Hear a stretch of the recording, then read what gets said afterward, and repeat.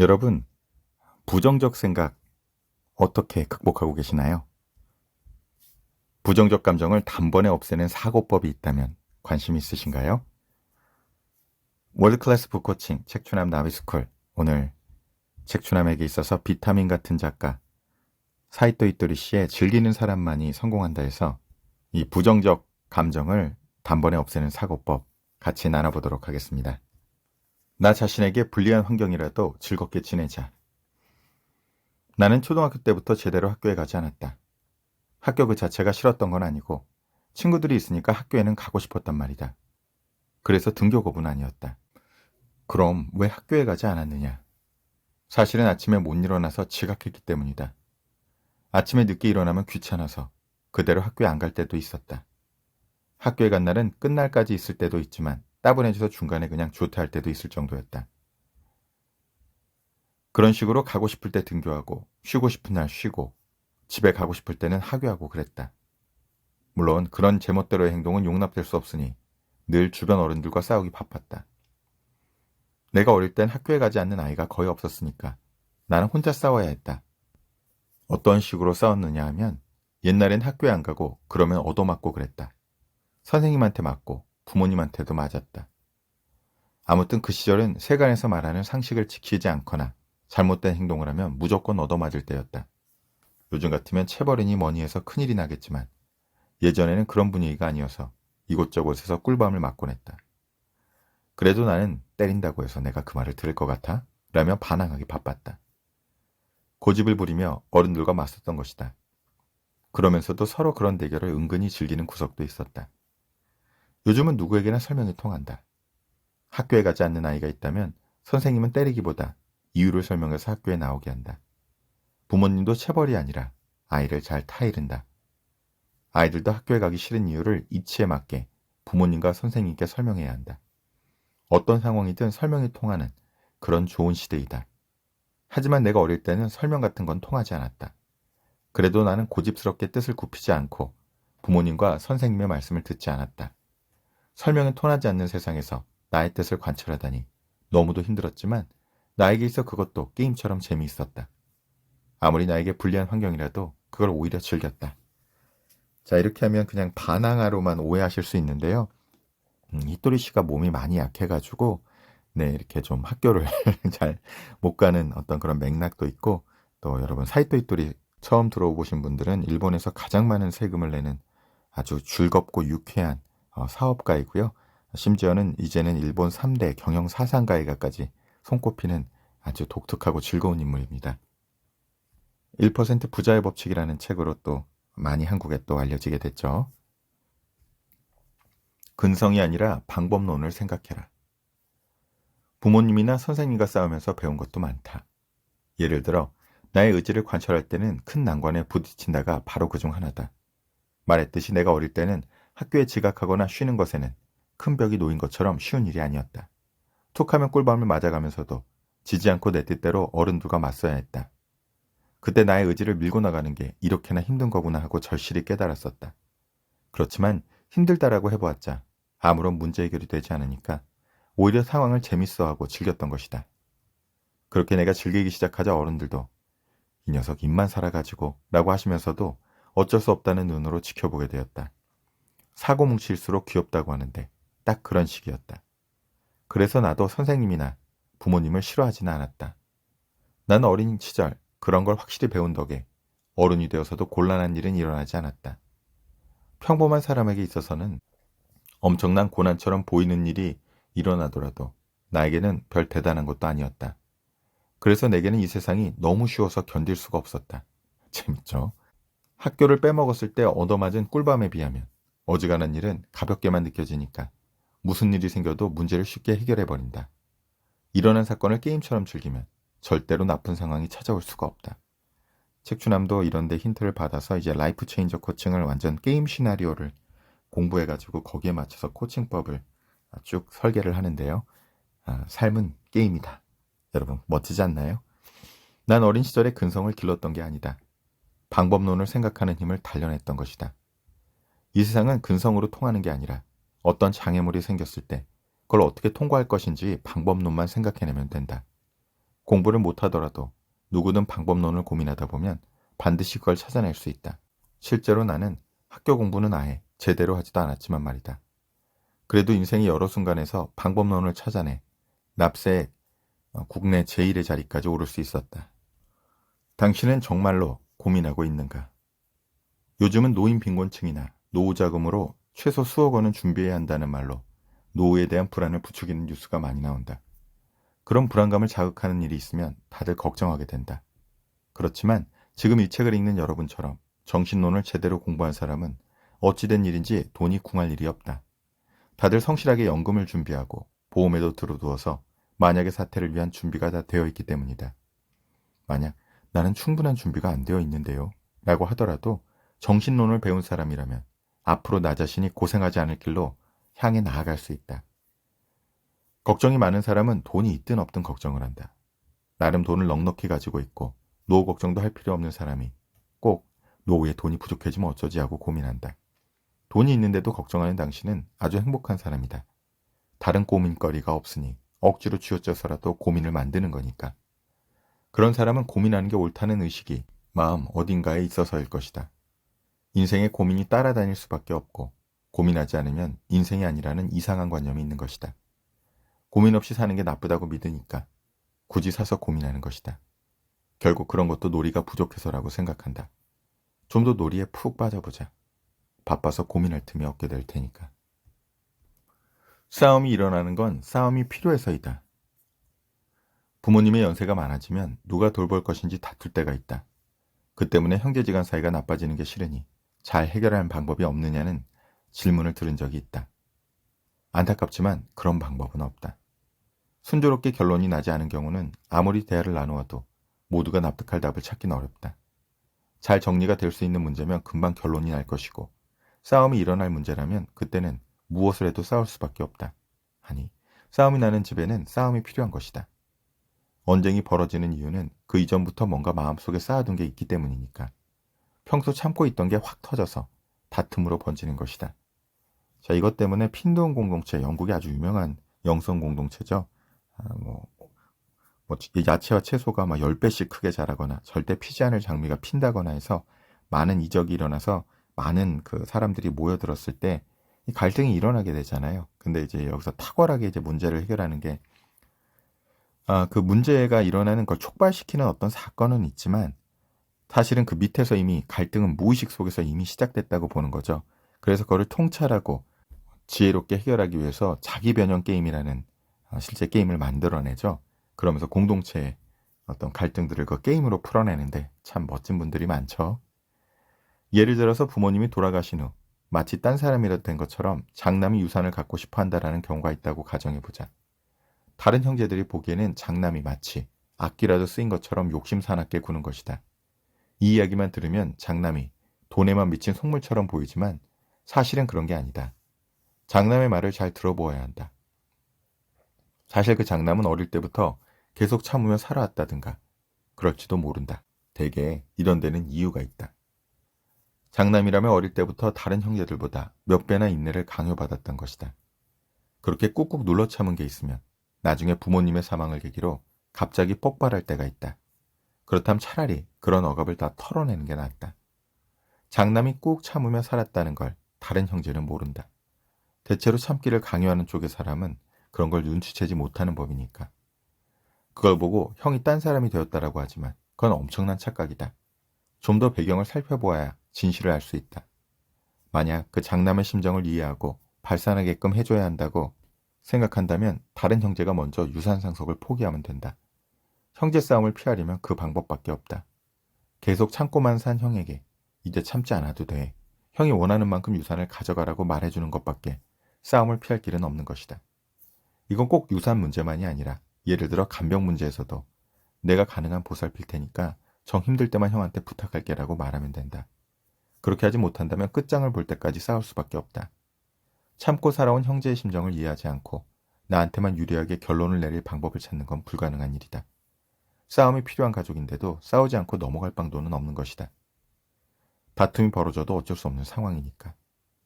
지진 에너지와 마찬가지로 엄청나게 큰 뭔가가 쌓여 있으니까 그걸 지금 완전히 토해내지 않으면 앞으로도 더 큰 폭발이 일어날 뿐이다. 가지고 있는 것에 당당히 기대도 된다. 유산이라고 하면 일반적으로 부모의 재산에 기대는 짓이라 한심하다라는 시각이 있는데 이제 그런 시각은 버리는 게 좋을 것이다. 부모의 유산에 기대는 게 뭐가 잘못된 것인가? 없는 돈에는 기댈 수 없지만 있다면 그냥 기대도 괜찮다. 기대든 말든 어차피 누군가가 그 돈을 다 받아갈 테니까. 부모님께 재산이 있다면 자식이 그걸 받는 건 당연하다. 그러니 의지해도 좋고 그게 무슨 잘못은 아니다. 부모님이 돌아가셔서 돈이 들어올 걸 기대하면 어쩐지 빨리 부모님이 돌아가시면 좋겠다라고 바라는 것 같아서 싫다는 사람도 있다. 하지만 그렇게 마음이 캥겨서 거북해할 필요는 없다. 부모든 그 누구든 당신이 다른 이의 수명을 좌우할 수는 없으니까. 또한 그런 걸 신경 쓰더라도 어쩌면 부모님이 더 오래 사실 수 있지도 않은가. 그렇다면 유산 상속이 문제가 아니다. 그런 가능성도 있다고 생각하면 심각하게 고민하는 게 더 손해다. 부자들은 대부분의 땅이니 주식이니 하는 것들을 부모로부터 물려받는다. 한 세대에서 부자가 된 사람은 별로 없다. 그리고 유산 이야기를 하기 전에 대학 진학이나 대학원을 다니게 해주는 등 부모의 지원을 받는 사람은 많다. 이미 취직한 자식에게 생활비를 보태주는 부모도 있을 정도니까. 부모는 자식을 위해 돈을 쓰고 싶어 한다. 돈은 부모의 사랑이니까 감사해 받는 게 더 좋다. 고부 문제를 순식간에 해결하는 방법이란. 어느 날 나이 지긋한 한 여성이 이런 고민을 털어놓았다. 며느리가 싫은 건 아니지만 세대 차이가 나서 그런지 며느리가 하는 행동이 다 눈에 거슬려요. 어떻게 하면 그런 자잘한 걸 신경 안 쓸 수 있을까요? 해결법은 아주 간단하다. 이럴 때 시어머니는 며느리와 싸우면 된다. 싸우면 안 된다고 생각하니까 참느라 괴로운 것이다. 그냥 확 싸우고 말자고 생각하면 그것만으로도 조금 마음이 편해지지 않을까? 여기서 근본적으로 문제를 해결하려면 이 시어머니가 더 많이 놀아야 한다. 시어머니에게 놀이가 부족하니까 일일이 며느리의 언동에 짜증을 느끼는 것이다.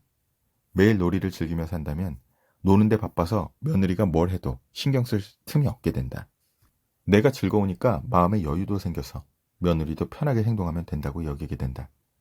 하지만 그저 꾹 참고 놀지 않으니까 며느리의 일거수일투족에 트집을 잡고 싶어지는 것이다. 이해가 가는가? 시어머니가 놀고 있으면 며느리가 있는 것만으로도 고마워하게 될 것이다. 내 아들과 손주를 챙기는 며느리에게 감사하고 싶어질 것이다. 그러니 시어머니는 집안일을 최소한으로 하고 남은 시간은 노는 데 투자하는 게 좋다. 시어머니가 집안일을 완벽히 하지 않으니 며느리가 좀 어설퍼도 자기 역시 제대로 안 하는 거니까 무슨 불만을 터뜨릴 수도 없다. 시어머니가 좋아하는 일을 즐기면 며느리도 편해진다. 서로를 위해서도 시어머니는 마음껏 놀러 나가면 좋을 것이다. 지금까지 전혀 놀지 않았던 시어머니는 어떻게 놀면 좋을지 몰라 당황할지도 모른다. 그럴 땐 우선 내가 좋아하는 것부터 찾아보자. 누구든지 좋아하는 게 꼭 있으니까 그걸 찾아 취미로 삼는 것이다. 정원 가꾸기를 좋아하는 사람은 정원 가꾸기를 취미로 삼으면 된다. 요리를 좋아하는 사람은 인터넷 등으로 공부해서 자기 요리를 블로그에 소개해도 재미있을 것이다. 요즘 같은 시대에는 그렇게 해서 요리 연구가가 될 가능성도 있다. 그렇게 생각하면 막 기대감으로 가슴이 두근거리지 않는가. 그리고 내가 추천하고 싶은 취미는 사교 댄스이다. 춤이 얼마나 좋은가. 남들 앞에서 당당히 남녀가 껴안을 수도 있으니까 말이다. 사람은 포옹만으로도 상당히 행복한 기분을 맛볼 수 있다. 그 행복을 맛보면 며느리 문제는 별로 심각하게 느껴지지도 않을 것이다.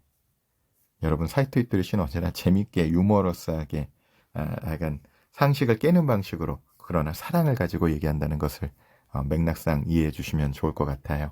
그래서 상식을 깨부숴라라는 책을 또 참조하셔도 이 사이토 히토리시가 하는 이 언어의 맥락을 좀 이해할 수가 있을 것이고요. 말은 누가 쓰는가에 따라 의미가 달라진다. 세상에는 남을 기쁘게 하거나 위안을 주는 말이 많다. 만약 이 세상에 좋은 말만 있다면 상처받는 이들이 좀 줄어들지 않을까 하는 사람도 있지만 그렇지 않다. 이 세상에 부정적인 말이 존재하는 이유는 나쁜 사람이 있어서 착한 사람이 돋보인다라는 것과 같은 맥락이다. 부정적인 말이 있으니까 밝고 즐거운 말의 장점이 더 진하게 느껴지는 것이다. 우주가 이 대극의 원리, 음양의 원리로 창조되어 있다는 것에 이제 기초를 둔 말이죠. 그렇지만 사실 말은 좋고 나쁨이 없다. 바보라는 단어를 예로 들어보자. 기분 나쁘게 구는 사람에게서 너 바보야? 라는 말을 들으면 정말로 화가 나고 마음의 상처를 받는다. 바보라는 말에 아주 나쁜 인상을 받게 된다. 하지만 내가 너 바보로구나 라고 하면 그 말을 들은 사람은 웃음을 터뜨린다. 혹은 바보 같기는 더 너 자신을 소중히 해 라는 말을 할 때도 있는데 그러면 상대방은 마음의 위안을 얻고 눈물을 흘리기도 한다. 똑같은 말이라도 이렇게나 인상이 달라진다. 악이나 경멸의 의도를 담은 바보는 예리한 칼날처럼 살을 베는 시기에 견디기 힘든 고통이 따른다. 반면에 내 입에서 나오는 바보에는 애정과 친근함이 잔뜩 담겨 있다. 그래서 그 말을 들은 사람은 상처받기는커녕 마음이 따뜻해져서 기뻐한다. 그럼 왜 사람은 말을 나쁜 의미로 쓰는 것일까? 그 이유는 역시 영혼이 미숙하기 때문이다. 영혼이 성장하지 않았으니까 말의 올바른 사용법을 모르는 것이다. 나는 자주 해도 되는 말과 안 되는 말의 판단이 되면 초등학교 1학년이다라고 말한다. 잘못된 말을 쓰는 사람은 영혼이 아직 초등학교 1학년도 안 된 것이다. 그래서 영혼이 미숙한 사람은 남에게 상처를 주면 어떻게 될까라는 걸 이제부터 체험해 보아야 한다. 그 체험에는 엄청난 아픔과 고통이 따르겠지만 거기서 교훈을 얻어 영혼의 초등학교 1학년을 목표로 해야 한다. 남자에게 있어 섹스는 로망이다. 지금 이 시대부터 내가 더욱 좋아하는 것, 즐거운 것을 해야 한다. 뭐가 어쨌든 간에 내가 좋아하는 일을 즐겨야 한다. 그러면 난 남에게 자랑할 만한 취미도 없는데 라고 고민하는 사람이 있는데 굳이 취미가 고상할 필요는 없다. 중요한 건 내가 진정으로 즐겁다고 여겨야 한다는 점이다. 이런 게 좀 웃기긴 한데요. 자랑은 아니지만 내 취미는 야한 책을 보는 것이다. 자, 이런 게 보면 약간 그 드래곤볼에 나오는 무천도사 같은 느낌이 드는데요. 좀 웃깁니다. 이미 히토리 씨가 70대 중반을 넘어서셨죠. 여성이 보기에는 야한 책이나 비디오가 뭐 그렇게 재밌느냐고 생각할지도 모르겠다. 하지만 남자들 대다수에게 섹스는 로망이다. 여성이 쇼핑하는 것과 비슷하게, 아니 그 이상으로 즐거운 일일 수도 있다. 예를 들어 집에만 틀어박혀 있는 사람은 난 한심한 인간이야 라는 생각을 하기 쉬운데 그건 전혀 한심하지 않은 것이다. 그는 집에 틀어박혀 있어도 살아갈 수 있을 정도로 행복하고 집에만 있는 게 좋으니까 얼마든지 틀어박혀 있어도 된다. 그리고 아침부터 야릇한 영상을 보고 아 좋다라고 행복을 느끼면 된다. 즐거운 일이 하나라도 있으면 인생은 완전히 달라진다. 집에만 틀어박혀 살아도 좋아하는 영상을 보고 얼마든지 행복해질 수 있다. 자, 이런 것들은 여러분 좀 지혜롭게 이해를 하면 좋을 것 같고요. 그냥 좀 재밌는, 그러니까 어떤 얘기냐면은 우리 안에 그림자를 다루는 게 있잖아요. 내 안에 있는 어떤 그림자 영역을 이렇게 유머러스하고 지혜롭게 다룰 수 있는 것은 우리가 대극의 법칙에 의해서 그림자에 먹히지 않는 굉장히 자기만의 방식을 찾는 게 굉장히 좋죠. 누군가는 춤을 추는 게 정말 도움이 될 것이고요. 누군가는 노래를 부르는 게 좋을 것이고 자기 초월 심리학의 세계적인 권위자셨던 크리프너 교수님도 정말 아주 날카로운 아주 백인 지성의 이미지를 갖고 계셨는데요. 본인께서도 자기 안에 이 균형을 맞추기 위해서 브라질의 리오 축제에 반드시 축제를 참가했던 그런 이야기도 들었던 기억이 있고 실제로 아폴론 신전도 9개월은 아폴론을 섬기지만 또 반대극에 있는 신으로 볼 수도 있는 디오니소스를 3개월은 이제 섬겼다고 하는데 그게 어떤 뭐 종교 이런 개념이 아니라 우리 심층 의식의 균형을 맞추는 지혜인 거죠. 아폴로는 태양의 신이고 디오니소스는 좀 무질서하고 이런 느낌을 주죠. 이 두 가지의 균형이 적절한 균형으로 맞춰줘야 우리의 건강이, 정신 건강이 또 몸의 건강도 마찬가지고요. 이 균형점 안에서 우리가 좋은 에너지의 흐름을 우리가 흘려낼 수 있기 때문에 이런 맥락에서 하는 얘기로 이제 이것들을 보면은 무슨 이렇게 유명한 기업가가 이렇게 자기는 취미가 야한 책 본다 이렇게 얘기하는 것도 사실 정말 깨는 얘기잖아요. 한국에서 상상이나 하실 수 있을지 모르겠는데요. 근데 이제 사이토 히토리시를 알고 보면 이게 저런 차원에서 이야기를 하는 거구나. 이런 것들을 좀 더 깊이 알게 되는데요. 어쨌든 그런 맥락에서 저는 이해를 하고 있습니다. 자, 그런데 주변에서는 그렇게 사는 게 행복하다고 느끼면 안 된다고 압박을 준다. 계속 집에만 틀어박혀 살면 큰일이 난다고 자꾸 궁지로 몰아댄다. 그런 식으로 자꾸 주변에서 겁을 주니까 더욱 밖에 못 나가는 것이다. 주변 사람들은 더 가벼운 마음으로 애정을 가지고 지켜만 보면 된다. 아니, 그렇게 시끄럽게 구는 주변 사람도 분명 놀이가 부족한 것이다. 집에 틀어박혀 사는 사람 걱정을 하는 것보다 우선 당신부터 나가서 놀라고 하고 싶다. 내 자신에 대해서도 남에 대해서도 걱정하지 않아도 된다. 걱정할 시간이 있으면 내가 좋아하는 일을 해서 인생을 즐기자. 그걸 할 수 있다면 어디 틀어박혀 지내든 말든 틀림없이 행복해질 수 있고 걱정거리는 단번에 해결될 테니까. 약간 사이토 히토리시의 괴짜 별난 사업가의 인생을 해결하는 부정적 감정을 단박에 없애는 방식이라고 합니다. 여러분 잘 그 심층에 있는 의미를 살펴보고 내 삶에 지혜롭게 적용해 보시면 좋지 않을까 하네요. 책추남 나비스쿨은 손안의 책 한 권이 일으키는 나비 효과를 믿습니다. 애벌레가 나비로 날아오르는 책추남 나비스쿨 설립을 위해 좋아요, 구독하기, 알림 설정, 댓글과 슈퍼땡스로 함께 해주시고요. 이 영상 정말 도움이 되셨으면 주변에 도움이 될 만한 분들 3분에게만 함께 선물로 공유해 주세요. 그럼 그 3분이 다음 3분에게 그렇게 선물로 공유해 나갈 때 더 많은 애벌레들이 더 많은 나비로 날아올라 이 세상의 아름다운 꽃들로 만발하는 나비스쿨의 비전을 함께 현실화해 가시는 첫걸음이 되실 것입니다. 우리 나비님들에게 좋은 일이 눈사태처럼 몰려오고 있답니다.